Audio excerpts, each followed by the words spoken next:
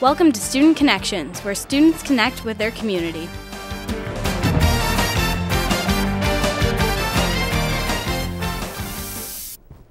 Hello and welcome to Student Connections, a show that connects our students with their community. On today's program, we will meet 3 successful women and learn more about their businesses and organizations. We'll begin with Miss Crystal Mosher from Women's Life.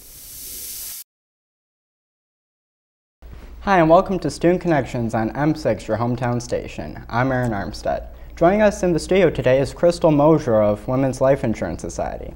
Thanks so much for your stopping by. Happy to be here, Aaron. We're going to first talk about Women's Life, like the history of it and other things. Let's start off with when was Women's Life Insurance started and why? Well, Women's Life Insurance Society began 120 years ago in 1892. And it was started by a woman in Capac, Michigan. Bina decided to make it her life's work to create a fraternal organization for women. That was 120 years ago. Bina did a big thing. Yeah, especially back then. Very few women and women's rights back then either. This is right. She was a visionary. And we still talk about Bina on a regular basis in our office today. As a matter of fact, she got in a horse-drawn wagon with her mother, and she also traveled by train. And she went from one end of the United States to the other, from ocean to ocean, and in a 10-year period, 10 years, she convinced 100,000 women to join Women's Life. That's a lot. It's a remarkable little nugget of Michigan history, because she was a little gal from Capac. Of course, I know you say she came from Capac, but Women's Life is no longer located in Capac. Where is it located? Well, Women's Life is located at 1338 Military Avenue in Port Huron. We have a big, noble, stately building. If you have been downtown, you have probably noticed it. The building was built in 1917. And for those that are not good with addresses, corner of Military and Chestnut. Oh, thank you. Thank you, Aaron. The corner of Military and Chestnut. Yeah. Kitty-cornered from the atrium. Yeah, of course, and how for Women's Life, they're not exactly a corporation like you'll see other insurance companies. It's technically a fraternal benefit society. We are a fraternal benefit society, yeah, that's can you elaborate into what that is? Because for me, that's all Chinese. Oh, okay. Well, Aaron, I'm glad that you would say that, because for most people, fraternal benefit societies are Chinese. A fraternal benefit society is an organization that is established to provide services for the public. A fraternal is not a charity, but we are a not-for-profit. A fraternal organization funds itself, and the way that we fund ourselves is through the sale of life insurance and annuities. So it could be compared to like some groups like the Knights of Columbus, Legion? Other fraternals in America that people might be familiar with are, yes, the Knights of Columbus. The Knights of Columbus is one of the largest fraternals in the world. They are global. We are a national organization. We are all over the United States. So a fraternal organization has 2 components. In our case, we have a chapter system or a lodge system where we bring in membership, and the lodge or the chapter system, you could consider those clubs if you would. And the other component is the sale of life insurance and annuities. So we have the service and we have the life insurance and annuities. And the life insurance, the financial products, fuel or fund all of the giving and the service and the fraternal philanthropy that we have established all over the United States. Last year, in 2011, Women's Life gave away $500,000, just shy of $500,000 to communities all over the United States. That's a lot coming from a little group in Port Huron. Yes, yes. Yeah, it's a nice thing about that, if you put a policy in there, you know it's not going towards corporate greed or anything. Thank you so much. One of the things that we like to tell people is that is what sets us apart from other insurance companies.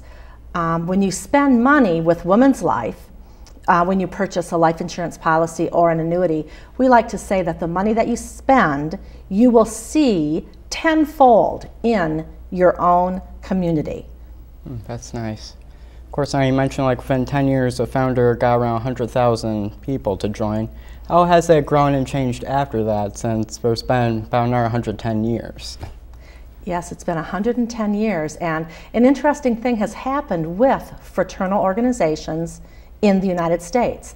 At the time that BINA founded our organization, there were literally thousands of fraternal organizations in America. In the 1800s and early 1900s, fraternals were extremely popular. When people were in crisis or in need, they went to fraternal organizations for help. But fraternalism has shrunk in the United States dramatically. Fraternals across the United States have struggled in recent years.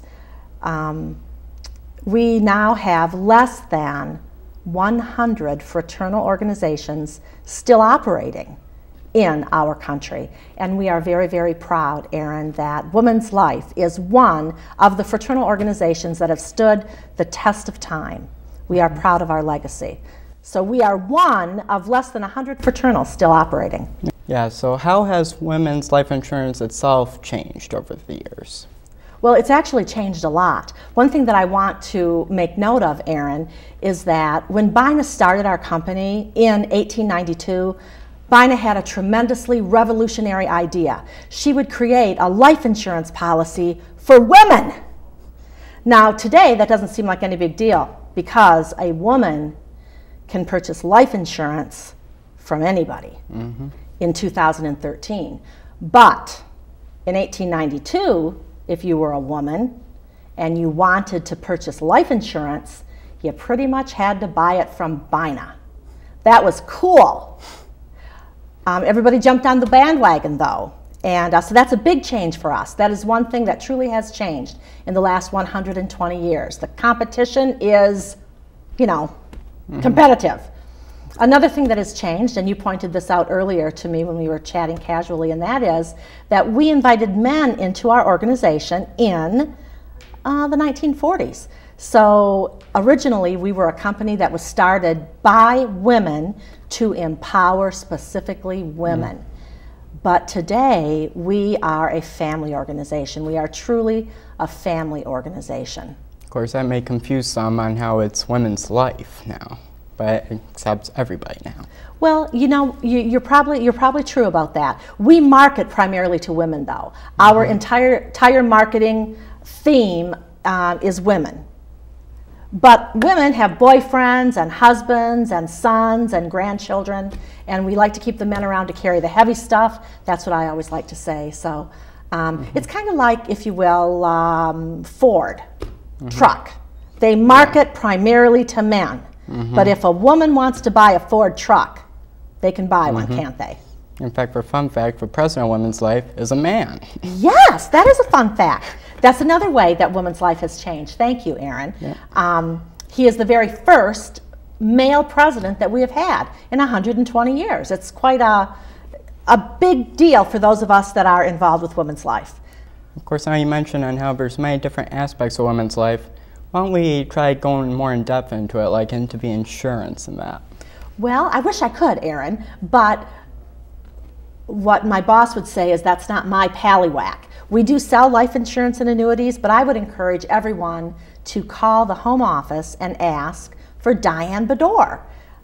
It's 985-5191. 985-5191. If not, they can also find out on the website. You have to spell it right, W-O-M-A-N-S. Yes. We are Women's Life. It is singular possessive for those of you that are sharp in English. It's a woman's life. So 985-5191, Diane Bedore. We have fabulous competitive financial products. We sell life insurance and annuities. We have whole life and term life and annuities, but Diane Bedore is our chapter insurance specialist. She's had nearly 4 decades of experience in the financial services industry, and she's the gal to talk to. She works for the financial part of the company, that other component. I work for the fraternal department. Remember I said we had 2 components? So I know enough to be dangerous, and because of that, I say call Diane. You love your job, you want to keep it. Yes. Yeah, so would you then at least know how many members Women's Life may have now? and how it's now nationwide.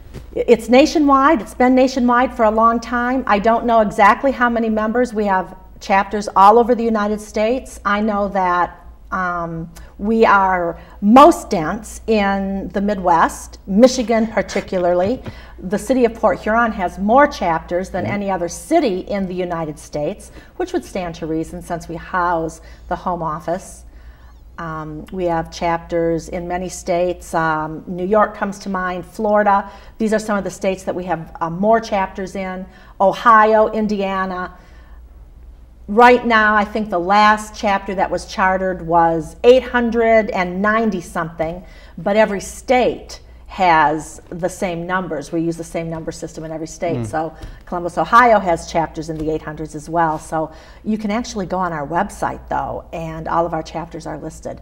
www.womenslife.org. I'm not a numbers person.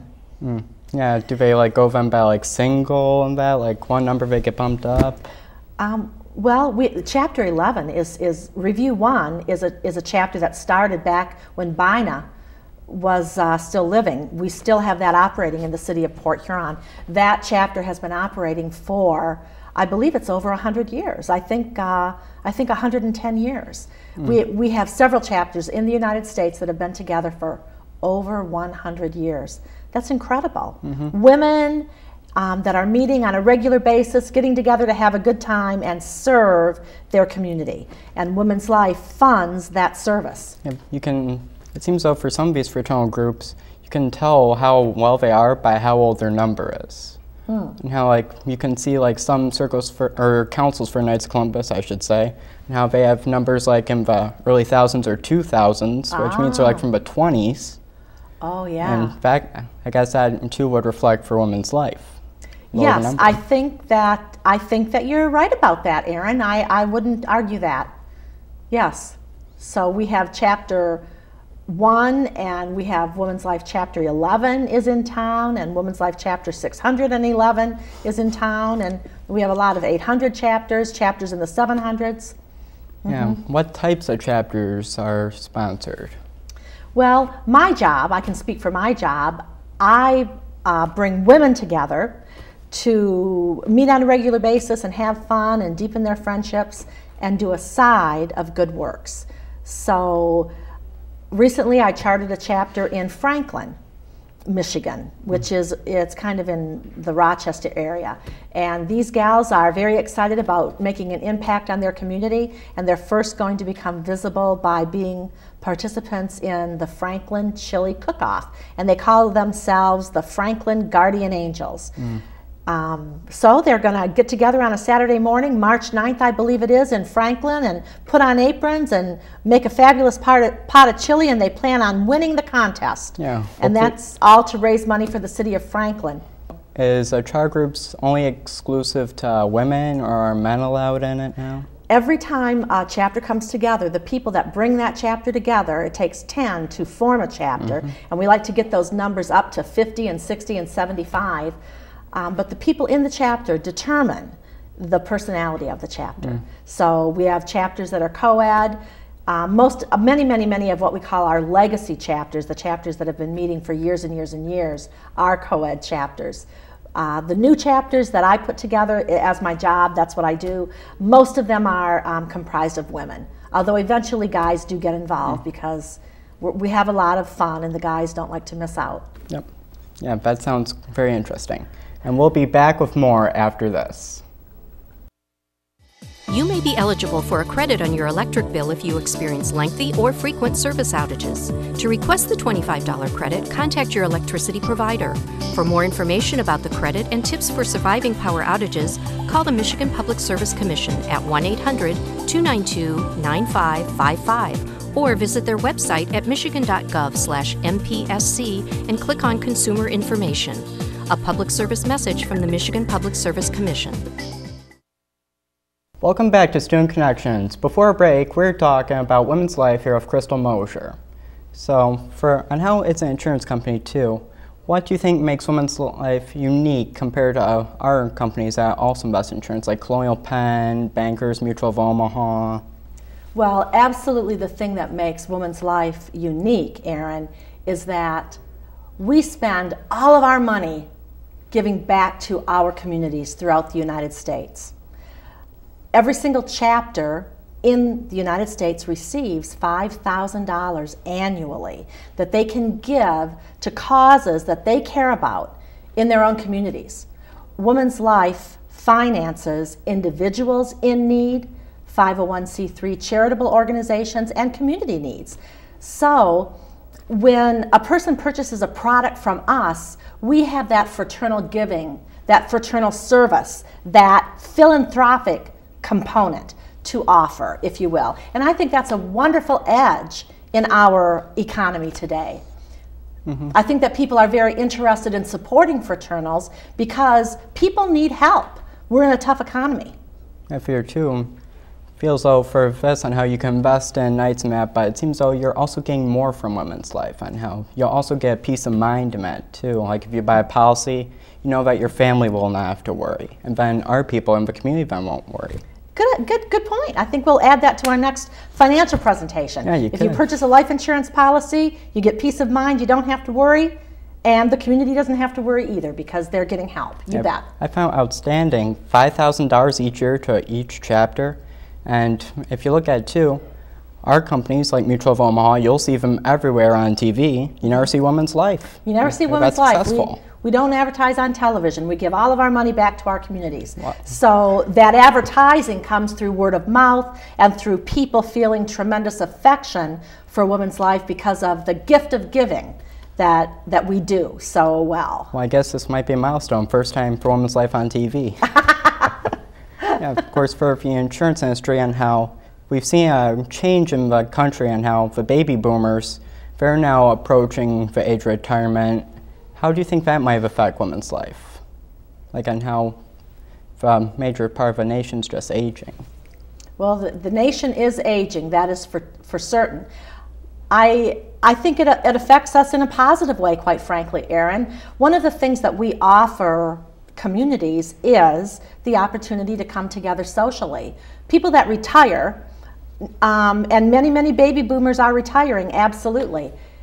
We give retirees something to do in addition to playing bunco or euchre or dice or whatever it is that retired individuals do, garden. I know they do lots of wonderful things. I recently chatted with a friend who told me that the best thing that she did when she retired was join a Women's Life chapter.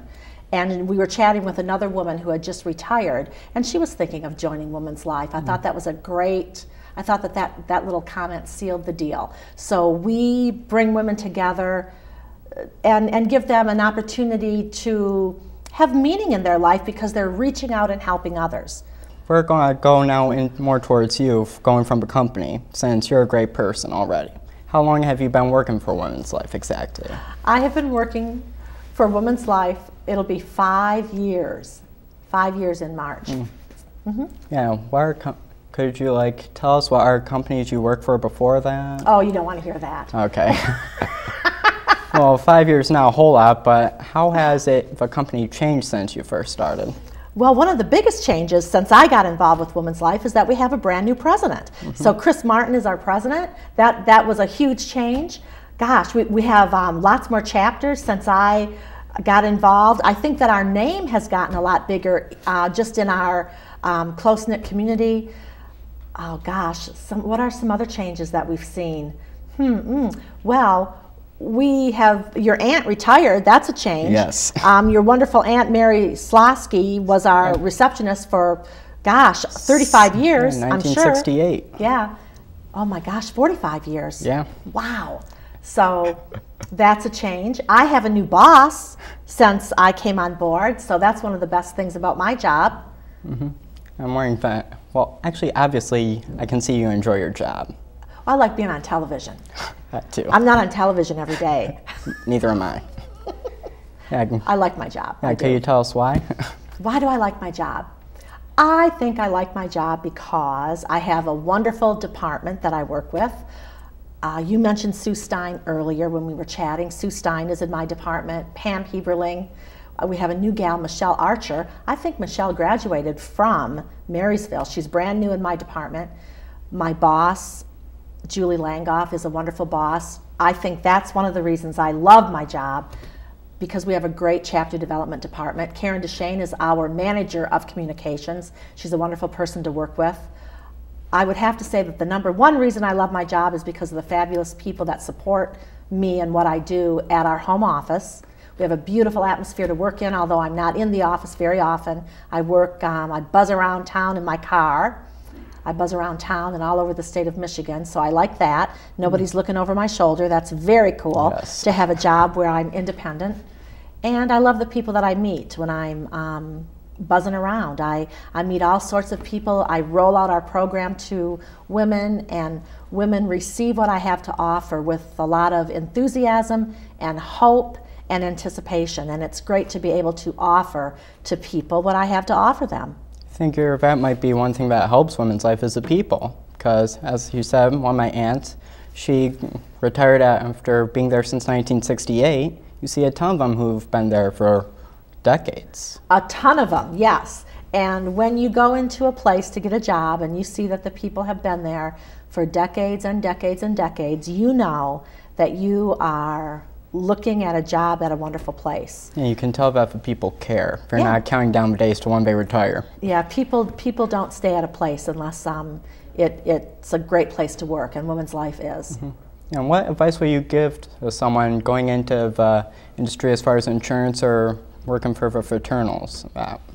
I think that if people are interested in working for fraternals, that is a wonderful thing to do, because it will give your life a sense of purpose and meaning, because fraternalism is all about helping others. What would you say to somebody wanting to join, like buying a policy or wanting to join a chapter or charter one? To anyone that wants to buy a policy, I would say buy a policy. And to anyone that wants to get involved with women's life, call the home office and ask for Crystal. 385-5191. No, it's 985-5191. Yes. 985-5191. And have fun with it. And have fun, yes. Well, I guess that's all we have for today. Thank you so much for joining. Thank you too, Aaron. It was so fun. And we'll be back with more after this. What an interesting story about a local organization growing to such a successful business. Next, Mrs. Laura Newsome from St. Clair County Council on Aging tells us about services offered through her organization. Welcome to M6 Television. I'm Melody Hermes, and today Laura Newsome is here to tell us a little about the St. Clair Council on Aging. Hi, Laura. Hi, Melody. Thank you so much for having me. I always look forward to an opportunity to let everybody in the county know about the wonderful things that are happening at the council. First, I'd like to tell you we have a new name. It's about 4 or 5 years ago now, but it still seems new to everybody that has been used to calling us by the original name that you introduced me with. But we are now the Council on Aging Incorporated, serving St. Clair County. So there is no confusion about us being a county agency, because we are a private nonprofit. What is the goals of the Council on Aging? Well, the mission of the Council on Aging is to keep senior citizens living in their own homes for as long as possible and to avoid untimely institutionalization. And we do that by providing a variety of programs and services that are dispatched from the 4 multi-purpose senior centers in the county: Port Huron, Marine City, Yale, and Capac. And how long have you been doing this for? Well, I have been executive director since June of 1991. I was the assistant director for 6 years before that, and then for 2 years before that I was a programmer. So since 1984 I have been involved with the Council on Aging. Oh, wow. How does the programs benefit the seniors in the community? Well, as I said, what our mission is to keep people living independently in their own homes. And by providing the full array of programs and services that we provide, that is what accomplishes that goal. Therefore, that's what benefits the seniors. The programs that we have in the 4 multi-purpose senior centers are basically the recreation and the socialization, where seniors don't have to be home alone. They can come into the senior centers if they are mobile and active and able to do that. And there's just hundreds every week in all the centers of the recreation and the socialization that they can enjoy. Also, we like people to come in when they are younger and healthier, and more mobile. And then when the time comes that a debilitating disease may happen to them, or simply the aging process, they know exactly who to call to get the in-home service help that will keep them still living at home. Do you provide any transportation for them? We do. Transportation is one of the main programs that we provide. Transportation is absolutely essential in order for someone to remain living at home. You can provide all the in-home services in the world, but if someone cannot get to kidney dialysis 3 times a week, chemotherapy, radiation, doctor's appointments, all of those things that are health related, they will not be able to stay at home, and they unfortunately may have to end up in a nursing home or a hospital.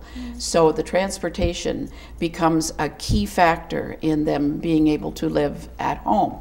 And we are also the only lift-equipped transportation in St. Clair County that covers the whole county. Oh, wow. So how would someone get involved with this program? Well, as I said before, we like people to come in when they are younger. By that, we're saying approximately 60. But if someone's in their late 50s, we welcome them at our senior centers because they're coming in to learn about who we are. So all people have to do is to call one of the 4 multi-purpose senior centers and become a member. This is the best deal in town. It's $10 a year, and each month they receive a 16-page newsletter that gives all the programs and services that are going on for that month, and also lots of educational information. We try to provide information that will benefit the seniors when there are changes in Medicare or Medicaid, Social Security issues. We publish that in our newsletter. Again, it's a form of having the senior become well informed, and they then can accomplish the mission of staying at home. So we ask them to take out a membership for $10 a year, and that gets them into all the different programs and services at the centers. But here's the best part. If they can't afford $10, we let them be a member anyway. No one will be denied services or attendance at our programs because of money. So thank you for joining us. Thank you for having me, Melody. I'm Melody Hermes on M6, your hometown station. Stay tuned for more. Thank you to Mrs. Newsome and everyone at the council. It is awesome to hear about the services you provide for our senior citizens in St. Clair County. Now we'll meet Ms. Stacy Prees from O'Connor Realty.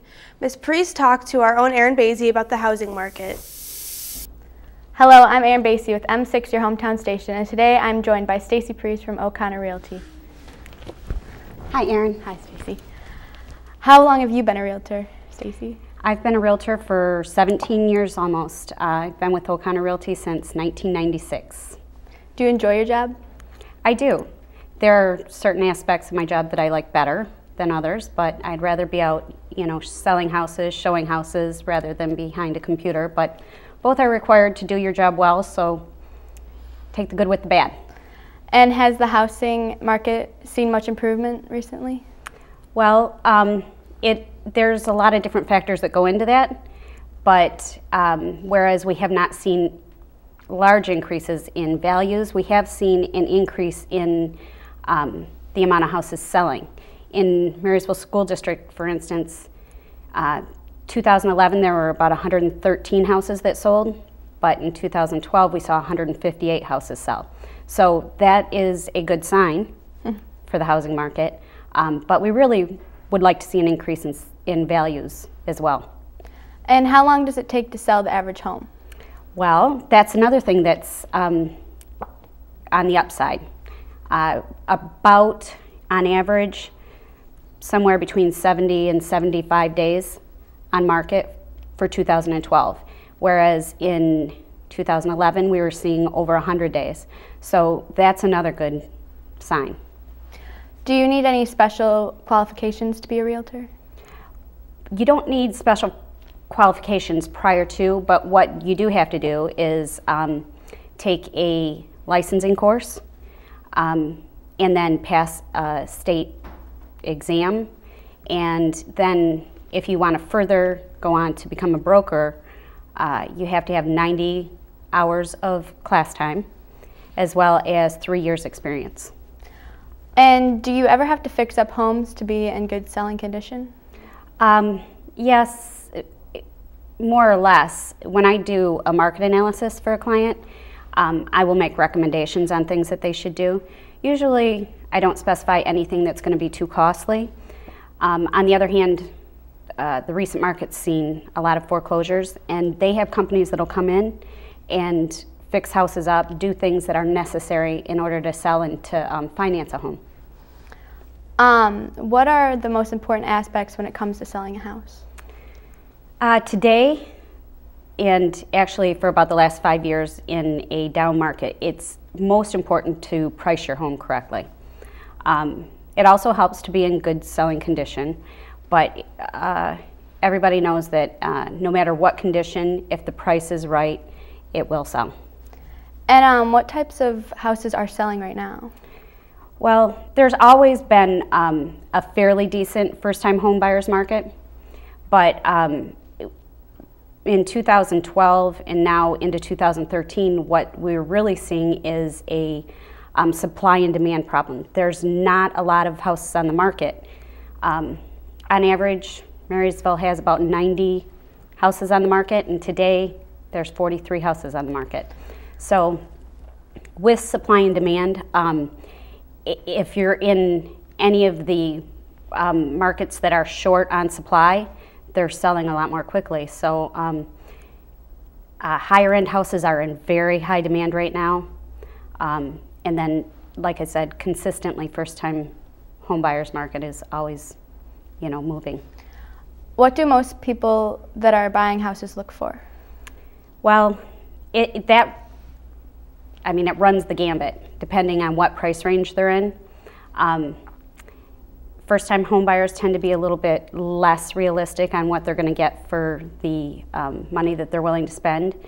But if you're looking at just on average, kitchens and baths, nice kitchens and baths sell best. Yes. So usually when we're looking at improvements, we're looking at those areas to improve. How do you usually market homes? Oh, there's a multitude of ways to market homes. From the point of listing a house at the correct price to we do mailers to potential purchasers for homes. We do advertising through the Times Herald, and a majority of our marketing is done online these days because everybody has access to the internet now. So when we list homes, we put them into 2 different multi-list services, which then propagates the internet in, probably 50 to 75 different websites. Do you work alone when selling houses? Primarily, I, as an agent, work with my own buyers and sellers, but at O'Connor Realty, we really do have a team aspect, so if for any reason we're not able to show homes to clients and stuff, and it's really important these days to be on top of it because of the supply and demand. Things are going a lot faster. So if need be, we work together as agents within our office. How often do you hold open houses? Well, at O'Connor Realty, you'll find that we have open houses every single Sunday, primarily Sundays, every single weekend. On a house-to-house average, probably every 4 to 6 weeks for an in particular listing. And how can people contact you? I can be contacted through our office at O'Connor Realty, or these days so much of our business is done through our cell phones, and when I have name riders and stuff put up in front of a house, on our signs, I always list my cell phone to be contacted. It's the easiest way to get a hold of me. Yes. That's all the time we have for today. I would like to thank Stacy Prees for joining us. I'm Erin Basie with M6, your hometown station. Thanks, Erin. Sounds like things are looking up in the real estate market. Hopefully that is a good sign for our economy. Thanks for joining us on Student Connections. I'm Selena Reyna for M6, your hometown station.